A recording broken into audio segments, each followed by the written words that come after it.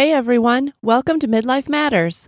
I'm Marie, and each week I'm joined by my friends Julie and Mindy to talk about all the topics keeping women in the middle years up at night. Today we're going to be talking about the differences between teen girls and teen boys. If you don't have teenagers yet, consider this your fair warning. If you do have all this craziness in your house, then you'll be nodding along. And if you've already raised your teens, you'll laugh and breathe a little sigh of relief. Let's get started.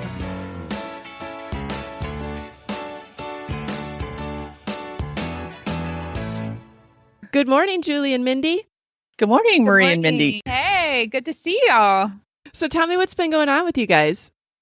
Well, I'm super excited to talk about all the meals that we've had from Costco this week. I was recently traveling, so coming home, I thought, I'm going to make all these great foods. I get to cook again. Well, I went to Costco, and there are all these pre-made meals in the back that I fell in love with. And I was like, why would I prepare the salmon when it's already in this beautiful dish ready for me to just stick in the oven? So we've had salmon. They have steak skewers now. Just like they had the chicken skewers, now they have steak, which is awesome. How easy it is that. I did the stuffed bell peppers last night. Oh, do they sell those pre-made also? Yes. Oh, It's got a rice and ground beef mixture in the bell pepper. It's just, you stick it in the oven. Oh. And then I also bought their seasoned pork tenderloin. You're supposed to grill it. We don't have a grill right now, but you can broil it in the oven. So I'm going to make those tonight. Like, every day we've had these Costco ready-made meals. I'm like, I add some vegetables and rice or pasta or something. And I'm like, everyone's like, oh, this is so good. I'm like, yeah, I know. I spent hours. There's a new product that I saw at Costco, and it's egg white and spinach frittatas. Ooh. And if you have been to Starbucks, when I travel a lot, I've learned one of the healthiest snacks for me to have are the egg white red pepper bites from Starbucks. And it's full of protein. It's not like a snacky thing. I feel, it's a good snack to have on the road. And so it's kind of like that. It's round and small, and you just heat them up in the microwave, and they're really good. And so I was impressed with the egg white spinach frittatas. And then for lunch, we've been having the organic chicken salad cups. Oh, wow. And so just super easy. I think that I'm actually doing a great job, even though I'm not actually preparing any of this food. I know. And that all sounds wonderful. That's kind of what we need halfway through the summer. Yes. We need easy. We need quick. We did have our meal planning episode. That was episode number 27, if people want to get other quick and easy ideas for dinner. And we also have had an awesome response to our Costco episode, which was episode 17. So if you want to hear what else you can get at Costco, that's a great one to listen to. But, we're always discovering something new. It's true. Yes, Costco just keeps coming through for us. I love it. Yes. Well, let's get down to something else that we're always discovering something new about, and that is about our kids, and specifically boys versus girls. Today, we're going to be talking about teen boys versus teen girls, and we're kind of stick with just the teenage theme. I know that there are differences between raising boys and girls throughout their lives, but we were just kind of talk about some of the funny or sweet or sad things about raising teen boys versus teen girls. And if you have both, there are some real differences. If you don't have teenagers yet, you can think, oh, this is a great warning for me and I'll learn something. If you do have teenagers, you'll breathe a sigh of relief that you're not alone. And if your kids are grown, you're going to laugh and be glad that you made it. So that's our goal as a listener today, just that everybody can feel excited about teenagers and also glad that stage doesn't last forever. Amen. Yes. And what kind of got us into this, Mindy, is that you just went on an epic 10-day all around the Southeast trip with your 17-year-old son, Grant. Tell us about that. It was enjoyable and smelly. And just the two of you. It was just the two of us, and we really don't get that much time together on a daily basis. He's not at home very much because of football and working and school. This was an opportunity to try to see if possibly he can get a scholarship for football. But I told him at the beginning, my goal for the trip was time together. I said, if nothing comes of this, but that we've had 10 days together, it's a win-win situation for me. And so we had so many more conversations, but it was just really funny how we interacted. Because I've taken trips with my daughter before, and it's very different. Yes, I can't wait to hear about the differences. Yes. I'm sure just as an overview, like when you started out to when you got home, do you think you and Grant grew closer? I feel that we do. I think just the mere fact that the hours spent on the road solely for his good, the hours sitting on the sidelines, videoing every single punt and kick that he made. It was something where I could be a part of his world. And he loved that. It gave us something to look back on. And then we even had some downtime together where we had to figure out, which we don't ever get. We never like, okay, Grant, it's me and you today. What do we want to do? Mm-hmm. We had that, and it was really enjoyable. Oh, yeah, Mindy, awesome. I think Grant's going to look back on that and just always remember that as a very special time, and really grateful that you were willing to do that with him. Yes, I hope so. I really do. Right. And all those hours driving in a minivan together, you're going to have to interact. You have to know each other better. That's true. There were many times where I would say, okay, take your earbuds out. I need to actually talk to somebody. Right. He would watch YouTube, or he would listen to music or something. He'd be zoning out. And so he knew when it was time to plug his ears and time, to take it out and have a conversation with mom. Right. So. Right. Oh, that's really neat. Well, why don't we start out with the subject of traveling? We're going to go through a lot of different categories today, but traveling, what are some of the differences that you notice between girls and boys just on this trip, Mindy? Well, I'll start with boys, and I'm going to say a typical answer, and that's that they're terrible packers. Oh. I really do make a list for all of my children when we're going to go on a trip still. Boys, we have been missing underwear. We have been missing shoes. We have been missing socks, a sweater, pajamas. I mean, toothbrush. Toothbrush is going down in history as somebody's always missing a toothbrush.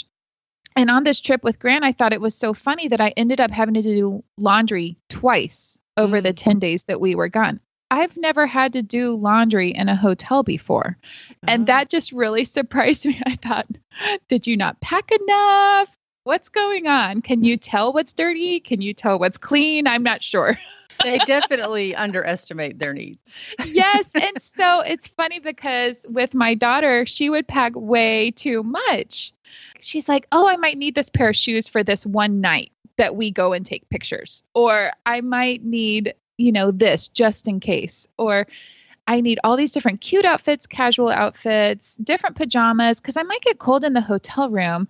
And then there's the toiletry bag. It's right. How many toiletries do you really need on the trip? Right. So I don't know if you guys have noticed that at all between your boys and girls. And those, again, are just between my oldest two. I think my third son's going to be different. Well, I definitely noticed that they'll tend to pack maybe just one little duffel bag, whereas a girl might have a full-size suitcase. And then I noticed if they take one item out of the duffel bag, every item is pulled out along with it, because nothing was folded or neatly arranged. It was just shoved in, zipped. And that's why they really don't know what is clean and dirty, Mindy, because all the dirty and clean is just mixed up in there together. And while you're in the hotel room, it's really just on the hotel room floor. Like the clothes are. And then they just shove it all back in the bag for the next hotel. Yeah. I did try to give him a bag for dirty clothes. It didn't really last. No. He wasn't keeping my system. No. I'm sure it had one item in it. Yeah, for sure. Well, I know we said we were going to stay on the subject of teen boys, but I have to share what I did once to my little 3-year-old boy. We ended up getting all the way to Florida, probably at late that night. It's already dark, and I don't have anything for my 3-year-old, not one item. I remember he used to sleep with a blanket. Well, we didn't have that little blanket. He had to sleep with a beach towel that night in just the in just the clothes that he had worn. But he's such a simple boy, even back then, that the next day, Steve and I got up and we went to the local Walmart, and they were selling, I mean, you can only do this when they're small. It was a swimsuit, shorts, a tank top, and little sandals as one package. It was such a great price. It was less than 20, and I had shoes, shorts, a swimsuit, and a tank top. Plus, he had the extra one outfit he'd worn down there. That was all he needed for the entire week. Oh. So I really think that boys just start out not needing much. Right. Well, I remember on our one and only cruise, my luggage never made it to the ship, ever. Like when I got back to Nashville, it was still packed in the Nashville airport. I had to buy everything, and even a new suitcase and everything to get on the boat. And I just remember thinking, why couldn't they have lost my son's luggage? Like he had a small carry-on and everything was just basketball shorts and t-shirts. Like how easy that would have been to replace. Mm-hmm. Right. Whereas I had to go to a mall and go to lots of stores. Right. We are so difficult. Yeah, so definitely the packing. What else did you notice was a difference, Mindy? We brought movies in the van, and I thought, okay, so it breaks up the trip to put a movie on, even while I'm driving, to listen to a movie. Mm-hmm. I brought the Jack Ryan series. There's 5 movies in this Jack Ryan series. And, you know, the older ones are Harrison Ford. I had brought The Sound of Music for if he was taking a nap that I could listen to that. It never did play. We watched 5 Jack Ryan movies. There's more violence. There's more action. It's government conspiracy. It's foreign relations. It's bomb threats and the Cold War. And that's probably not as relaxing to listen to while you're driving either. Shoot 'em up and car chases. Yes. And Right. Exactly. That's it. And don't you feel as a mom, you've listened to more movies than you've actually watched because of that? True. On vacation, I I've heard this so much, but I've never seen it. Oh, that's funny. Thankfully, I do enjoy action movies. So I feel like with 3 boys, I better learn the sports they're playing and I better start enjoying these. And I genuinely do. Though I would have enjoyed listening to Sound of Music. I'm just going to have to wait till they're all back in school, I think. Yes. I think movies between teen girls and teen boys really are different. I know that if I want to connect and watch a movie with my boys, I'm not going to be looking, is there any romantic element or anything like that? Goodness. I'm going to be looking for action, a war story, a mystery, a crime, something like that. And I actually do also luckily enjoy that kind of a movie. Any kind of war movie I'm up for. And it's kind of, Molly's a little different in this aspect that she likes those kind of movies too. Right. So I think one of her favorite movies is Saving Private Ryan. Oh, and I enjoy that. And so she fits in with the boys in that regard. Mm-hmm. And we can all watch a movie together as a family. But also I could sit and watch The Sound of Music with her, whereas I'm not going to get to do that with the boys. Right. Well, I was just thinking when Abby and I travel together, okay, we could put on the High School Musical movies. Oh, yes. Sing every song. I'm always Troy. She's always Gabriella. And I sing the boy part and she sings the girl part. And then we go to our Mamma Mia movies and we sing all of those. We take The Greatest Showman with us. We sing all of those. And then we can put on the Hamilton Broadway show and go through the entire show in song in the car. And that's what Abby and I listen to. Well, you should pretty much be where you're going by the time you sing all those songs. We've got it's so chock full of musicals and dance parties. Yeah, for sure. All right. Well, let's go to a low-hanging fruit here. I just feel like there's a huge difference in the food between teen girls and teen boys. I guess maybe not in so much what they'll eat, but just a lot of the peripheral stuff around it. Do you guys know what I'm talking about when I say the word hangry? Oh. There's a certain boy in our house who I feel like I should buy him a t-shirt. hangry, because everyone knows that if he does get hangry, like the whole vacation, the whole whatever we're doing is going downhill fast. But if we can just get a little bit of food in him, he's going to be very pleasant to be around. Well, just buy that shirt for me too. I think that describes me a little bit. So I always think that the amount of food in a boy's stomach is proportional to his mood. So if you want him to be in a good mood, give him some food. I do feel like food connects me with my boys in a way that it doesn't necessarily with Abby. So to get them to talk to me, that's one of the ways I can bring them to the table or bring them kind of into the same area as me, is I make foods that I know that they like. And I've heard Julie talk about this before. With Abby, we may be connecting somewhere else, but I think, I haven't really had a conversation with Jacob or Nathan, and I would really like to. And so I think, what would they enjoy? And even my Jacob is very health conscious. He's not been eating sugar for a while. This is of his own doing. And he wants to learn how to make scrambled eggs like I make scrambled eggs. So that's going to be something that we're able to connect on, is teaching him how to cook some healthy foods that he can then replicate for himself. Right. I would say that's probably the way I connect most with David, more than the other two, is through food, because he is a foodie and he likes to try different foods. And I used to tell people he would wake up in the morning. He probably still does this and say, "What's for dinner?" First thing in the morning. And I used to ask, why is that the first question? And he said, "Well, I need to know if it's a look forward to it kind of day or a dreading it kind of day." And that's going to be his whole mood. Yes. Isn't that funny? Yeah. Now that he's the only one here, I do try to think, okay, what's going to make David happy tonight? What's he going to enjoy? And we like to, since he's still here, I'll say, let's go try this restaurant. Let's go try this. Right. And he's always up for it. Oh, so I love that. That's fun. Yeah. Right. Yes. I find it very pleasurable to take my boys out to eat or to make food for them, because like their eyes almost roll back in their head with pleasure. They just love, like if they're eating something that they like, they're just so into it. Right. And, I mean, of course my girls appreciate food, but I don't think they appreciate it to the same level. Right. I mean, the saying, "the way to a man's heart is through his stomach," was not created without people having those experiences. I know. Seriously, how many of our husbands are so happy when dinner's ready, if we're able to have dinner ready when they walk through the door? It's like you don't ask them any questions. It's just like, this is what we're having for dinner. And they're able to kind of decompress a little. And then you have dinner. And then it's kind of, a nice transition into the evening if you've had a nice dinner. Right. But yeah, I sometimes fail at that. Yeah, I'm sometimes like, oh yeah, dinner's in, 30 minutes. What am I making? Yes. Yeah. I failed this week. That's why it's nice to have those Costco meals ready to go straight into the oven. Right. I think John had peanut butter and jelly last night. Oh. Well, and he made it himself. I didn't even make it. I just will say too, I'm guilty of this, and there may be other listeners out there that can relate, but I am much more interested in making something that my teenage sons will like than I am that my husband will like.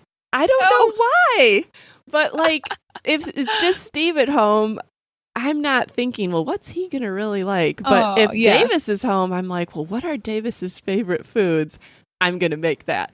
And again, I don't know if it's because I know that the boys are like here under my roof for a shorter, more finite period of time. I'm not going to be able to cook for them forever.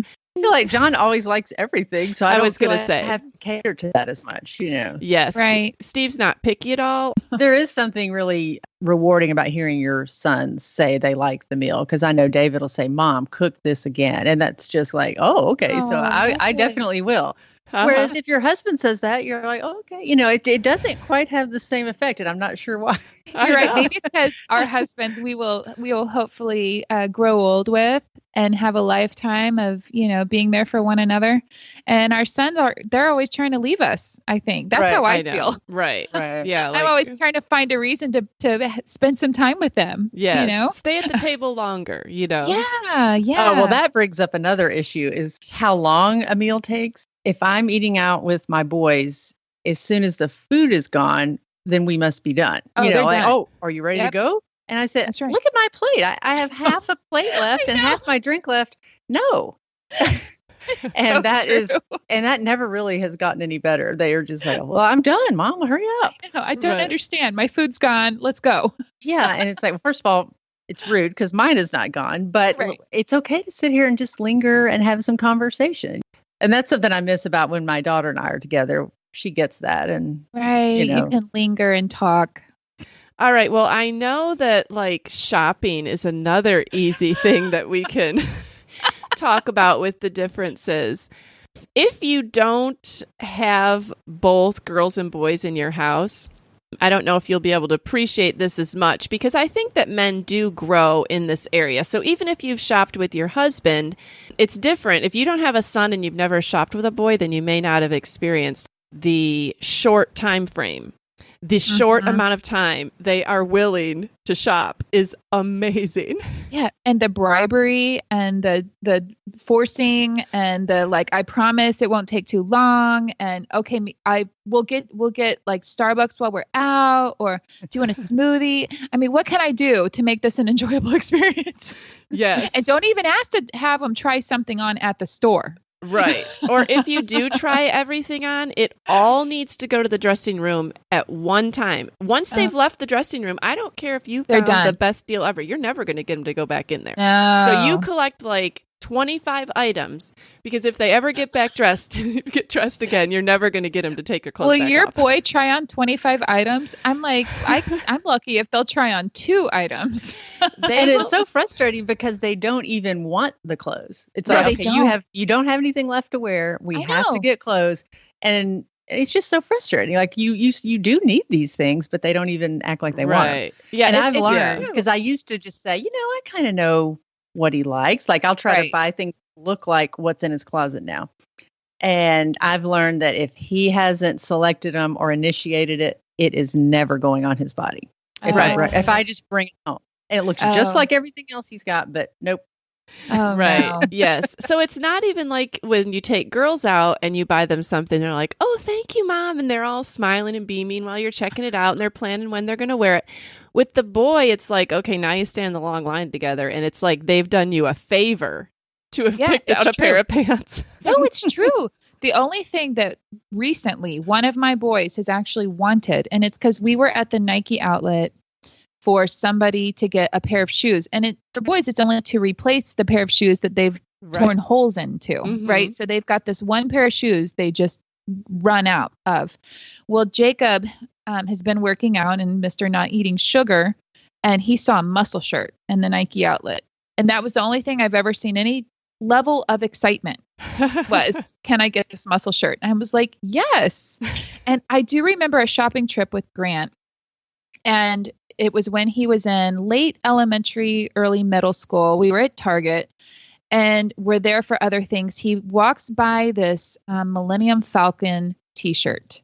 He just is like, oh, Mom, look, this is the coolest t-shirt. It shows like how it's made and it's got labels for each part of the Millennium Falcon. And I was like, really, Grant? And he says the one comment that just turned everything around. He says, Mom, I never asked for any clothes. I actually want this shirt. I was like, you're right, honey. You can get it. Doesn't matter what it costs. And I'm thinking like, with Abby Ray, I have to be like, okay, don't take pictures of every outfit in the dressing room. If you don't like it when you first put it on, hurry up and take it off. You don't have to pose. You don't have to take pictures. You don't have to ask your friends, what do you think? That's the thing, Mindy, is they're standing in there. They can't even try on the next outfit because not enough friends have texted back to say whether they should buy it or not. It's so true. Oh my gosh. And then I'm like, okay, listen. You don't need to show me if you don't care for it. Right. Like you've got 5 minutes. Yeah. And I'm like giving her a time limit. I almost went as far as to take her phone. I'm holding your phone for you to try on these clothes. Right. And the other thing is I make Abby make a list before we actually go shopping. What are we looking for? Because we're really not looking for everything, right? We're looking for specific things. So it's easy to get sidetracked. Yes. Oh, yes. My daughter doesn't enjoy shopping either, so I got off pretty easy on that one. Yes. I know. Well, if you are out with a boy shopping and you I mean, don't even look at the women's clothes or anything other than the boys. Like if you're in Target, like you can't stop by the sheets or the towels because you'll lose them. Like when you're shopping with a boy, you must go right to the boys department. You must completely focus on that. And then you'll have to go back later. If there was anything you saw, don't think that you're going to have to do any shopping of yourself. Don't ask their opinion on something because then you've already lost them. It's get in, get out with only the specified things. I actually so relate to your story, Mindy, with the Nike outlet because Isaac's sneakers were literally, they were so awful, Mindy. Like I felt like people were thinking, why doesn't his parents get him new sneakers? So I like made him go down to the Nike outlet and I said, we're not leaving the store until you've picked out a pair of shoes. I don't care if you think you need them or not. You need them. Right. Right. And the boys, I don't know about you, but they really have one pair of tennis shoes. And with church being more casual these days, they can really wear those tennis shoes, or they do actually, to church on Sundays also. And then I have bought them both like all sports slides, you know, like the sandals, like the slides. Then with Abby, she goes to the shoe section. She could go every single trip and be like, oh, I love these. These are so cute. This would go with this dress. This would go with these jeans or whatever. And I'm like, but do you already have some like that? Or, you know, do you have that color? And it's really just making sure, because she would have a million pairs of shoes if I let her. Right. For sure. I guess this is why they can pack in a small bag. When I have a list with my boys, it's not so much to keep us on track as we are coming home with these things. Like this is what we need to replace. These shoes, these pants, you know, so we don't forget. So we don't our list of things to do before we leave the mall or wherever we're going. Right. We cannot go home until we've checked every box. So don't even ask. All right. So we've kind of said that shopping's more fun with girls, but now we need to give the boys some credit because I just feel like a lot of the time home life can be more pleasant with teen boys in terms of drama. Oh man, girl drama. It's like its own thing. I asked my rising junior, he asked me what the topic was. And I said, teen boys versus teen girls. I said, do you have anything to say? He goes, just that I'm not always fighting. Oh no, because you have two teen girls in the house as well. Right. There's a lot of moods. What's been your experience with this, you guys? Oh, I feel like I don't fit. Our kids didn't fit that. Like my daughter, I think, was my easiest. Oh, really? Okay. Well, there was more fighting between my two boys. Well, who did you have to walk around on eggshells with the most? Your daughter, or your sons? More one of my sons. Okay. Yeah. I'd say that's me too, actually. Yeah. That's really? harder. Okay. Mm-hmm. But I remember you talking about Abigail when she was in high school, and she was more frustrating to you than Davis. Yes. From what I remember. Oh, for sure. And she knows it. The good news is that teenage girls grow out of those moods. Right. You know, I think around 19, you really start to see a big difference. So if you're at 13, you only have 6 more years. Oh my gosh. I know. I would say like, even if it wasn't my daughter that I felt like was being dramatic, it was the girls at school, or it was situations that we were trying. There were so many words, so many conversations about feelings, or the way somebody looked at you, or the way they responded or didn't respond on social media. And so I just felt like with Abby, we had just 1,000,001 conversations, you know, to help navigate friends and life. And you know, sometimes even us, we could say, I don't know why I feel that way. I feel awful about this. Even us, we have these changing moods. And with the boys, it's like, I don't know about y'all, but I feel like when boys hit puberty, the main thing they jump to is anger. Like they don't jump to drama. You know, girls are like the queens of mental warfare, if I could call it that. And boys are just like, when mine get angry with each other, they'll start pushing each other. And we have enough boys in the house that we've had to just put rules on their physicalness. There's no punching, there's no hitting, there's no kicking, there's no biting. You can wrestle, but you're not going to, you know, and we've let our boys wrestle.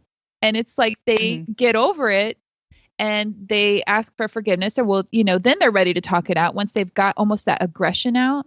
Then they're completely fine. They don't talk about it again. There's no baggage left. They're over it. Where a girl might say they've forgiven you, but have they really? Right. Yes.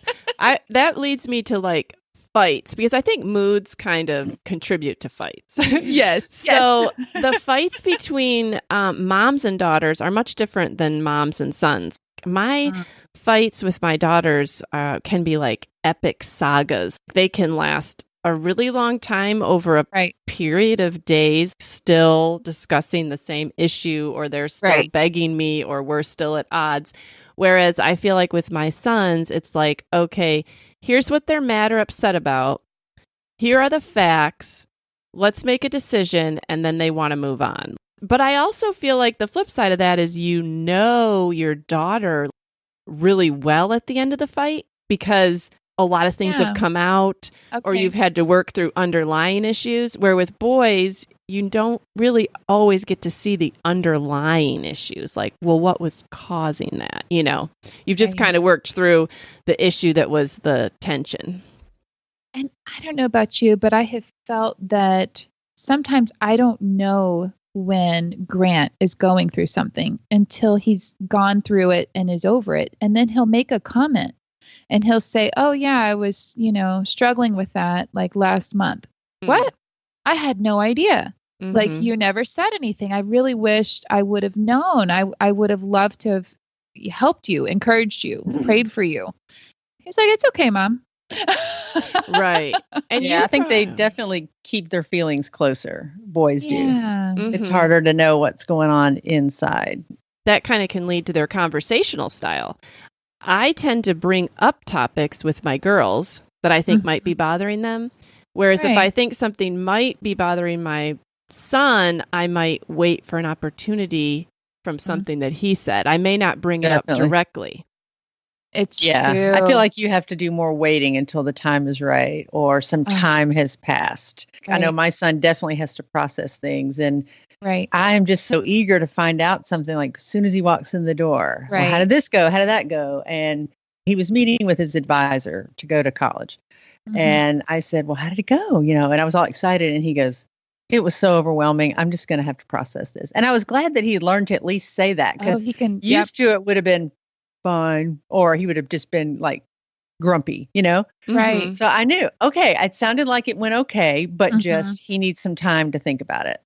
And then we could talk about it 3 days later. So I appreciate that he had kind of learned that that's what I needed too. Right.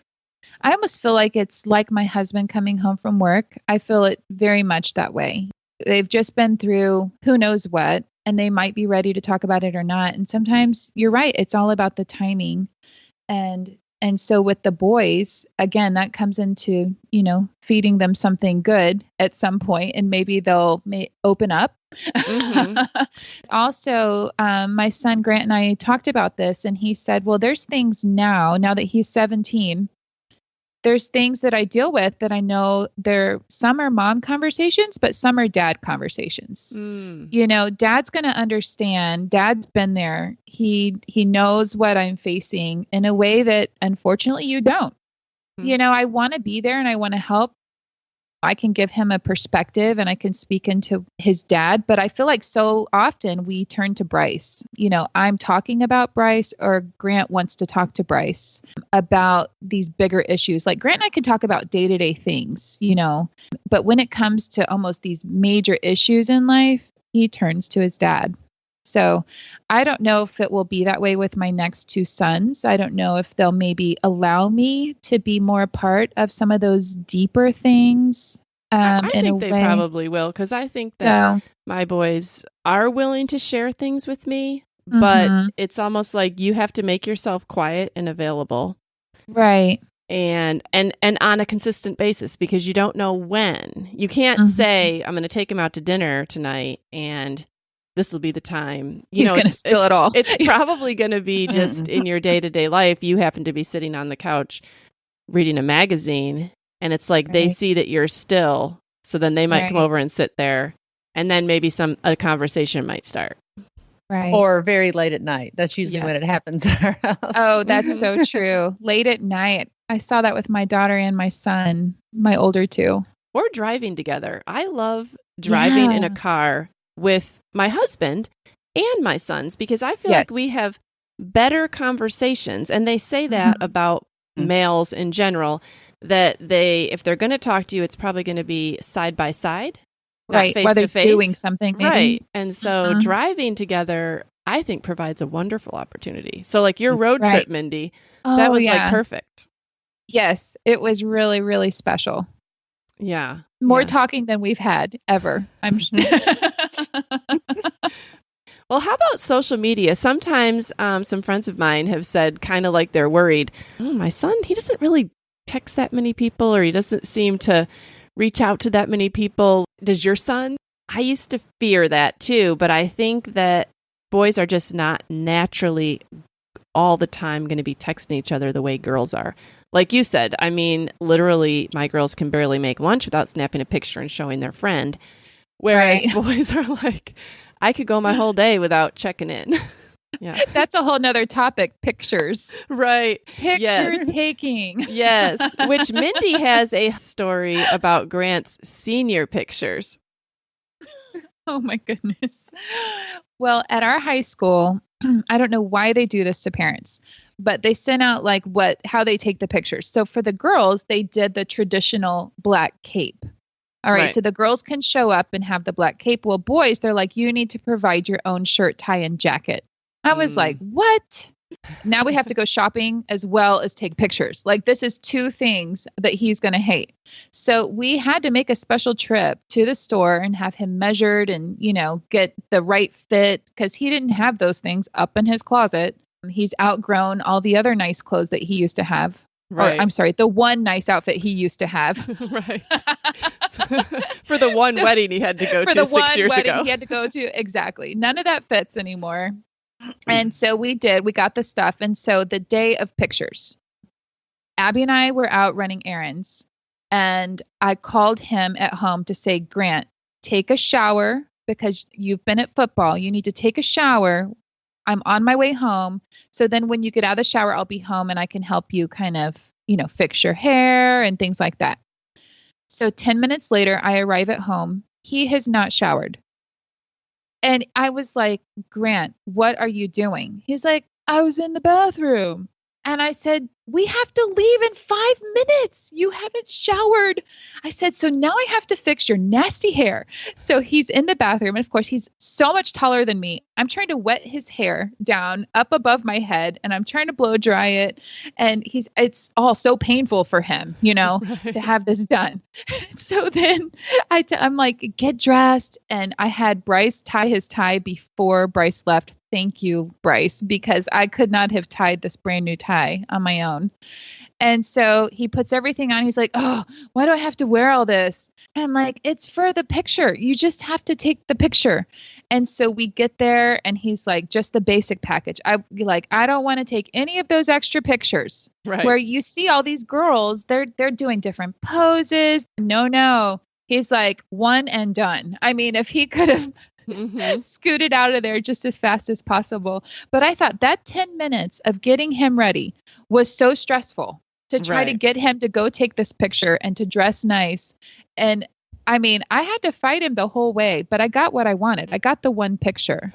I will say though, like, we will not be hiring a professional photographer like we did with our daughter to go to 3 different locations and have 3 different outfit changes and do an hours-long session of senior pictures. That will not be happening. Right. I mean, pictures are seriously torture with boys. I mean, I guess there are some, because there are male models in the world. There are some males that like to take pictures, but I've never had any in my house. So none in my family. Well, I have to say there are pros and cons, because while Grant's 10 minutes was stressful, Abby's was hours long, right? So I'm having to fix her hair, the makeup, the hair. Oh, which necklace do I wear with the drape? And we have to take pre-pictures to see, do I want hair over both of my shoulders or just one of my shoulders? And which necklace looks better with the drape? So we have to get to the thing early for her to practice pose. Well, no, there's no practice posing with Grant. He's like, I'm done. So in a way, I had that moment of like, oh, wow, I saw him sitting there taking the pictures. And that's the first time I realized he's a senior. Yes. And I'm like feeling a little sentimental. And then he's making all these like torture faces in between every shot. I'm like, there's my boy. Well, and that picture did turn out really good, Mindy. Maybe we can put a picture in our stories on Instagram this week. But I would have never known that he had just gotten home from practice and you wetted his hair down. Like, I really thought that he probably had taken a shower and taken time getting ready. So it wasn't obvious. We didn't know it was wet from sweat. It was. Tell our listeners how you found his beautiful new outfit later that day. Oh my gosh, I could have killed him. So he took pictures and then he had to leave immediately and go do something. So Abby and I went back out and we were going to do a little shopping. I came home that afternoon. His nice outfit that I had put together for him is thrown all over the kitchen table and chair.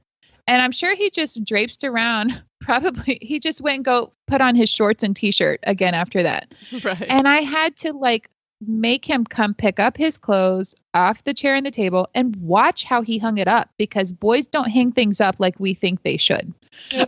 No. After David's graduation, I think he went somewhere afterwards and had changed clothes, and his suit was in his trunk for, midsummer.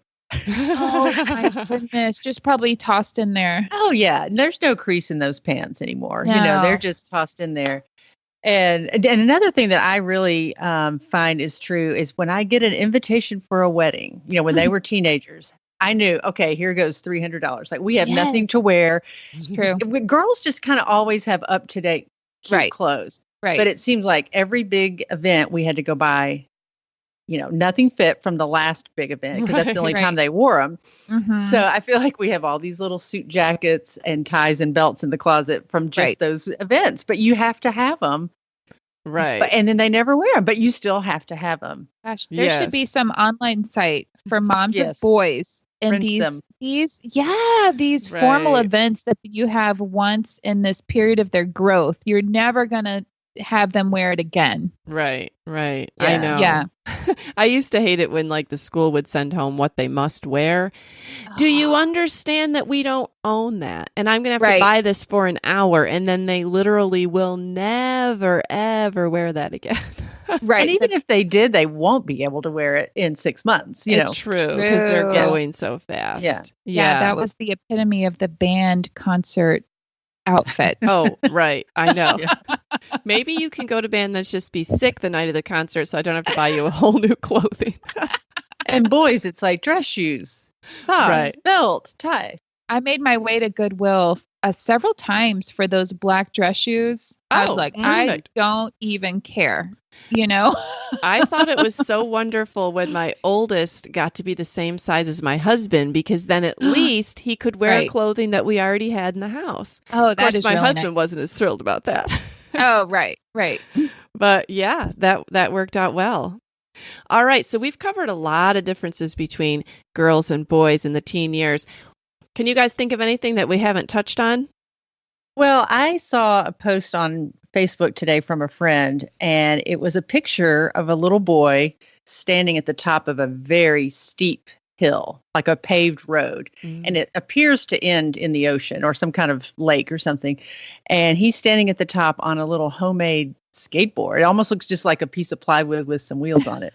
And the caption is, "Why boys need parents," because that boy intends to try that skateboard down that hill. That's right. And so I thought that's a possible difference, is their risk taking. Yes. Right. Have you had any experience with that?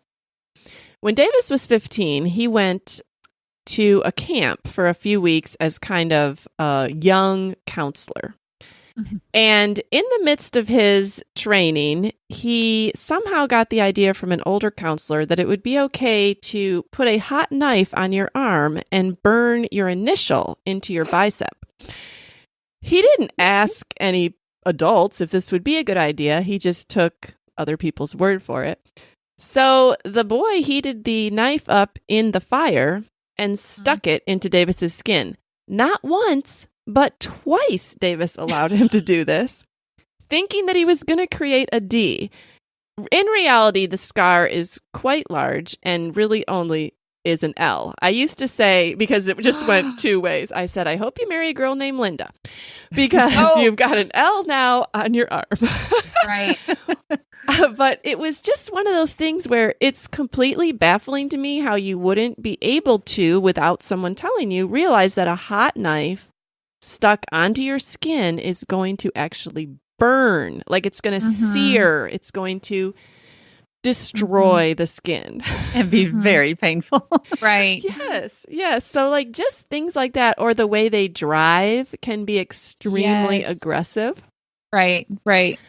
We went on a trip one time and Grant was probably 15 or 16. We were at a lake house with our friends.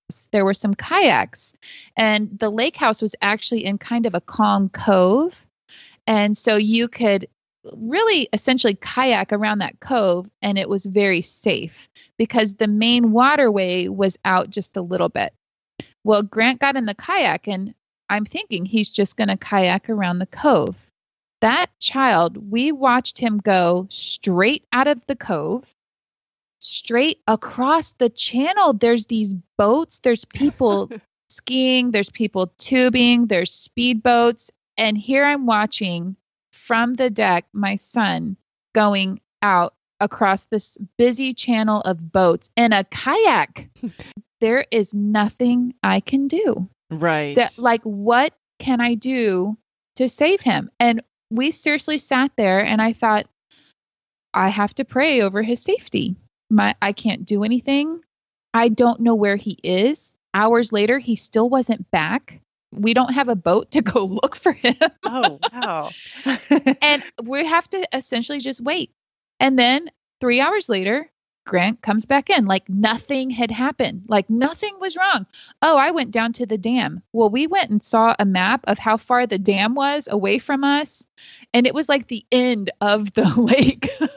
Yeah. I could not believe he thought that was totally fine.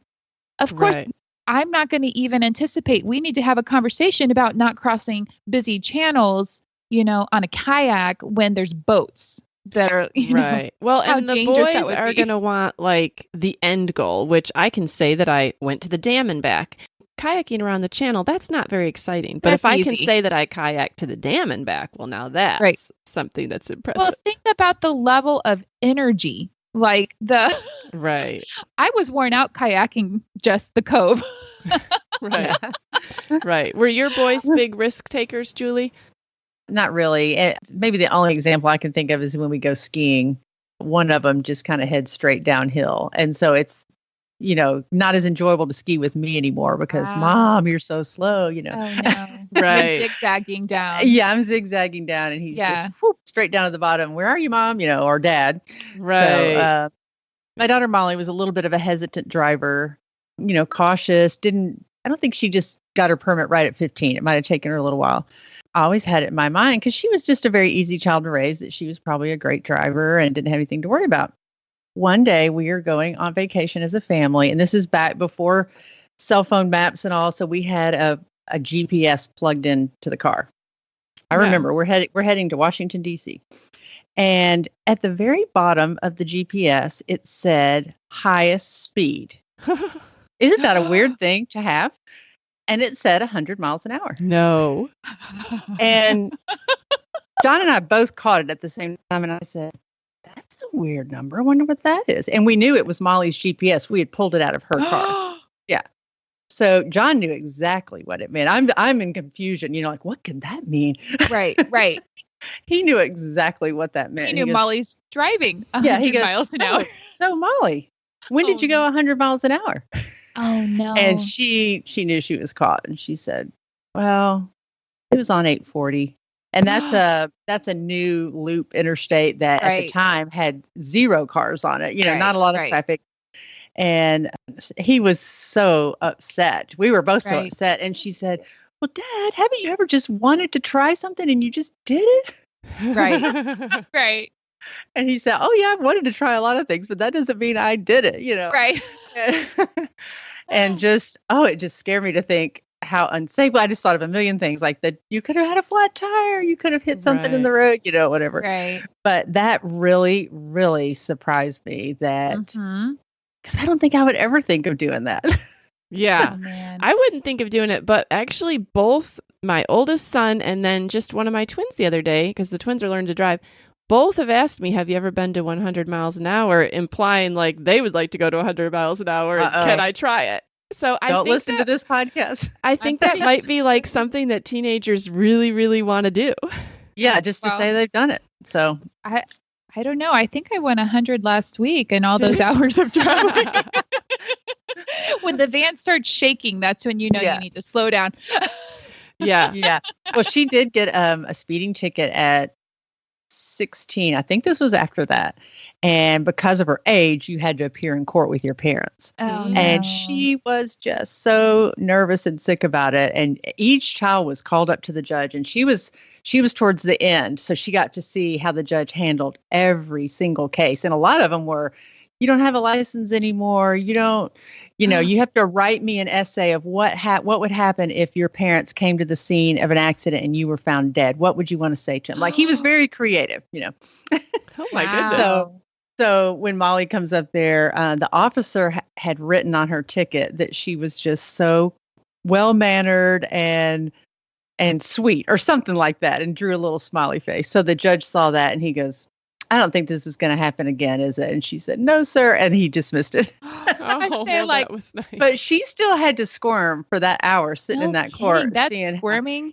And she said she's a really good driver and she obeys all the rules now. I think those two things just kind of set it in her mind, like, it's just not worth it, So it's one of those things looking back on, it's like, okay, I'm glad it happened, Right. Yeah, I feel like with all your teenagers, you really have to hold your breath because you just never know when they're going to get an idea in their head that you didn't even consider warning them against because you didn't even consider that would ever be a possibility. That never came up in driver training. Please don't go 100 miles an hour. I would have never thought that Grant would have left the cove. I thought it was logical that you would just stay in the cove. Right. But no, he thought that was normal. But it's ironic because I was just talking to him the other day about how I used to drive when I was 16 and 17. And wow, I didn't realize how reckless I used to be at that age. And so even that, is like, oh my goodness, I'm thankful that I didn't kill myself on the way to school a couple of times. Right. Yeah, I think if we were all to analyze our own teenage years, we realize that we did plenty of our own risky things that we probably haven't even let our own parents know about because they would have the same reaction that we would now. That's what I told Grant. I was like, I'm pretty sure Nanny and Papa would have killed me if they knew how I was driving on the way. Well, now they're going to ask me about it, but right. Yes, the driving is very, very hard to let go of. Yes. Yeah. There was a comment in one of James Dobson's books. I've gotten a lot of wisdom from James Dobson's books over the years, and I feel like they are still so relevant. So in parenting boys and girls, he actually put out books. One is Raising Boys, and one is called Raising Girls. They are both so good. I would actually encourage our listeners, if you're looking for help in parenting teen boys, teen girls, those are excellent resources to go to. There's one comment that still sticks with Bryce and I that we joke about with boys, where James Dobson likens boys to a race car. And he said, you can never take your hands off the wheel. And so it's just that sense that, we've talked about that, the aggressive, the fast, the, maybe risk taker, but also the silent times. There's still things that are happening. And so I think we all need help sometimes, but there's so much joy in raising both boys and girls. Even though I joke about Grant's 10 stressful minutes of senior pictures, coupled with hours of Abby's senior pictures, I'm like, okay, so they do kind of balance out in different ways, and you can look at the pros and cons, but we do all need help. So I did want to mention those books. Oh, yes, those are good. I don't know if I read Raising Girls, but I did read Raising Boys. And yes, I did think there was a lot of good things in that. I'll put a link to that in our show notes. Yeah. Yeah. Anything Dr. Dobson puts out, I I valued highly in my parenting. I read a lot of his books. Mm-hmm. Yes. And I hope that people just listening today, kind of getting a feel for maybe things that have gone on in our family, will be encouraging to you that, hey, we're all in this thing together raising teenagers, and we're all struggling and laughing and loving and experiencing the ride together. If we can laugh together, it helps make the journey a little bit lighter. Yes. I know that whenever I connect with another mom of teenagers and hear that their teenagers are doing the same thing, it doesn't matter what category, it automatically lifts my spirits. Yeah. And I think you can hear, even in our voices, the stories that we tell on our children, boys and girls. There is so much love, and just we find our children fascinating in the way that they behave and the way that they perceive situations and people and how they respond. And so even though sometimes it seems like we're making fun of them, there's so much love there. And that we just love the things that they do, even when or especially when they're different from us. Right. Yeah.